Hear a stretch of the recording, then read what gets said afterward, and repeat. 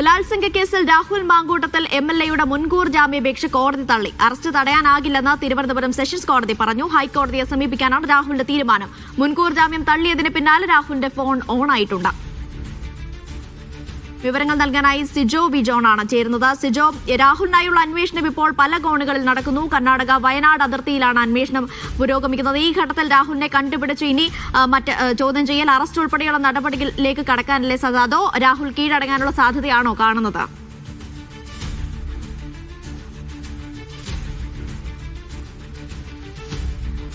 രാഹുലിന്റെ മുൻകൂർ ജാമ്യാപേക്ഷ തള്ളിക്കൊണ്ടുള്ള ജില്ലാ കോടതിയുടെ ഓർഡർ പുറത്തു വന്നിട്ടില്ല. അത് കിട്ടിയതിനു ശേഷം ഹൈക്കോടതിയെ സമീപിച്ചാൽ ജാമ്യം ലഭിക്കാനുള്ള സാധ്യതയുണ്ടോ എന്നുള്ളത് പരിശോധിക്കും. അഭിഭാഷകരുമായി ഇപ്പോൾ രാഹുൽ സംസാരിച്ചിട്ടുണ്ട്.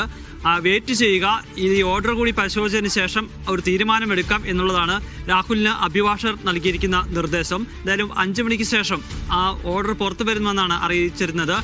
വൈകാതെ തന്നെ ആ ഓർഡർ ലഭിക്കുകയും ചെയ്യും. രാഹുൽ ഇങ്ങനെ ഒളിച്ചുകളി തുടരുമ്പോൾ ഈ മുൻകൂർ ജാമ്യാപേക്ഷ തള്ളിയ സാഹചര്യത്തിൽ വളരെ വേഗത്തിൽ തന്നെ രാഹുലിനെ പിടികൂടാൻ വേണ്ടിയിട്ടാണ് ഇപ്പോൾ അന്വേഷണ സംഘം നീക്കം നടത്തുന്നത്.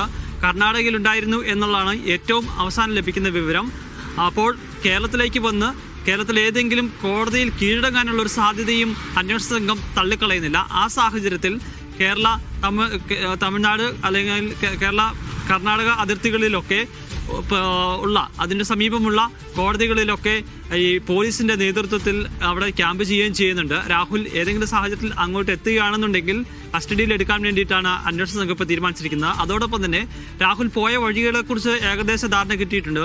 രാഹുൽ ഏറ്റവും അവസാനം ഉണ്ടായിരുന്ന സ്ഥലങ്ങളെക്കുറിച്ചും വിവരം കിട്ടിയിട്ടുണ്ട്. അവിടെയെല്ലാം എത്തി രാഹുൽ പോയിട്ടുള്ള രാഹുലിനെ പോകാൻ സഹായിച്ചിട്ടുള്ള ആളുകളെ കസ്റ്റഡിയിലെടുത്ത് വിശദമായി ചോദ്യം ചെയ്ത് വരികയാണ്. എന്തായാലും വൈകാതെ തന്നെ രാഹുലിനെ പിടികൂടാൻ സാധിക്കുമെന്നാണ് അന്വേഷണ സംഘം പ്രതീക്ഷിക്കുകയും ചെയ്യുന്നത്.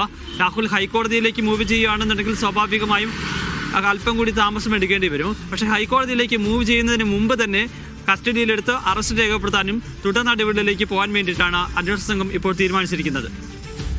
സിജോ, ഇപ്പോൾ 8 ദിവസത്തോളമായി ഈ പരാതി രേഖാമൂലം നൽകിയിട്ട് അതിലിപ്പോൾ അന്വേഷണം പുരോഗമിക്കുകയാണ്.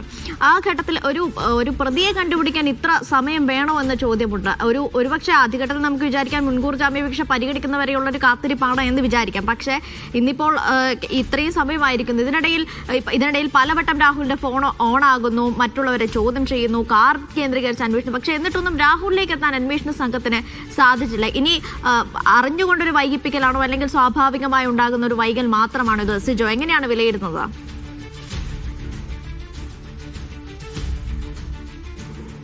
രാഹുല് ഈ കേസെടുത്തതിന് പിന്നാലെ വൈകാതെ തന്നെ കേരളം വിട്ടുവെന്നാണ് ലഭിക്കുന്ന വിവരം. അതിനുശേഷം തമിഴ്നാട്ടിലോട്ട് പോയി കർണാടകയിലേക്ക് എത്തുകയും ചെയ്തു. അവിടെ രാഹുലിന് ശക്തമായ പിന്തുണ, അവിടെ രാഹുലിന് സഹായം വലിയ രീതിയിൽ നൽകുന്നുണ്ട് എന്നുള്ളതാണ് ഈ അന്വേഷണ സംഘത്തെ സംബന്ധിച്ചിടത്തോളം ഉടയ്ക്കുന്ന ഏറ്റവും പ്രധാനപ്പെട്ട പ്രശ്നം എന്ന് പറയുന്നത്. കാരണം രാഹുൽ ഒരു സ്ഥലത്തോട്ട് ചെല്ലുമ്പോൾ രാഹുലിന് കൃത്യമായ ഒളിയിടങ്ങൾ ഒരുക്കി കൊടുക്കുന്നു. ഒരു സ്ഥലത്ത് നിന്ന് അടുത്ത സ്ഥലത്തേക്ക് പോകുന്നതിന് വേണ്ടിയിട്ടുള്ള സഹായങ്ങൾ ചെയ്തു കൊടുക്കുന്നു. പോലീസ് പല സ്ഥലങ്ങളിലും എത്തുന്നുണ്ട്. പക്ഷേ പോലീസിൻ്റെ പോലും പല നീക്കങ്ങൾ എത്തുന്നു എന്നുള്ള വിവരം മനസ്സിലാക്കി രാഹുൽ ആ സ്ഥലത്ത് നിന്ന് അടുത്ത സ്ഥലത്തേക്ക് പോവുകയാണ്. നമ്മുടെ കേരളത്തിൽ പരിശോധന നടത്തുന്ന പോലെ അത്ര എളുപ്പമല്ല. കേരളം പുറത്ത് വിട്ടുപോയി കഴിഞ്ഞാൽ, പ്രത്യേകിച്ച് ഒരു രാഷ്ട്രീയക്കാരനാണ്, ഒരു കോൺഗ്രസിൻ്റെ പ്രധാനപ്പെട്ട ലീഡറാണ്.